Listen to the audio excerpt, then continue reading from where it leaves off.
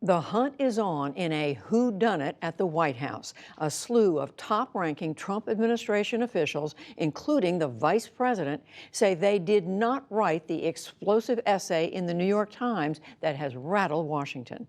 John Yang will get a view from inside the administration and from a former White House chief of staff. But first, Yamiche Alcindor updates today's fallout. An anonymous column and a president still fuming. At the White House today, President Trump refused to comment about the firestorm following yesterday's anonymous op-ed in the New York Times. Find out who wrote the op-ed.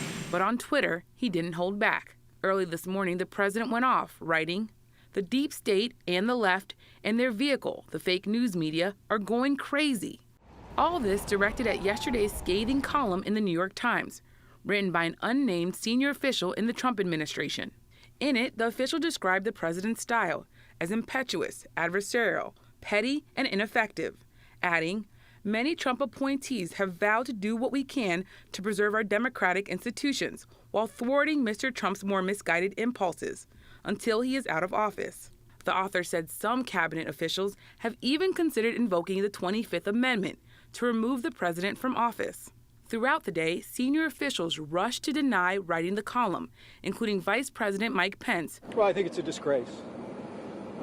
The anonymous editorial published in the New York Times represents a new low in American journalism. And I think the New York Times should be ashamed.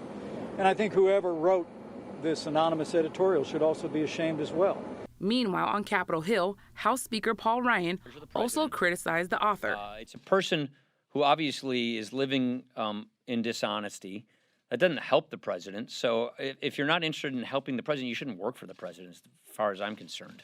But at least one Republican, Tennessee Senator Bob Corker, said no one should be surprised. Anyone who's had any dealings over there knows that this is the reality that we're living in. And so I don't know, I think a lot's been made out of nothing. I think the biggest issue they're going to have is figuring out who wouldn't have written a letter like that. So. The Times op-ed follows news of a new book from veteran Washington reporter Bob Woodward.